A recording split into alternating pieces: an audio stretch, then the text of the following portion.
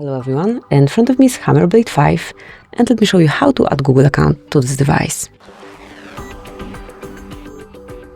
At first, open the settings, then find and select passwords and accounts and click on Google or Add Account.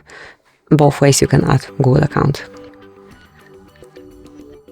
Make sure that you are connected to Wi-Fi and now you can smoothly provide your email address or phone number to log in. So let me provide email address and click on next. Now provide the password, just let me do it off the screen.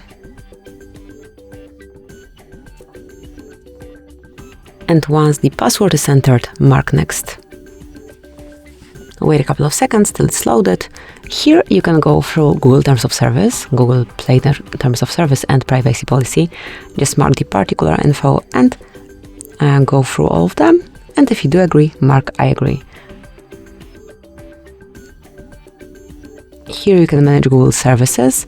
So let me switch off backup as I don't want to have it. Then mark accept and that's it. As you can see, your account is added.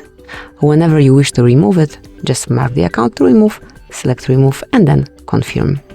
Thank you for watching, please subscribe our channel and leave the thumbs up.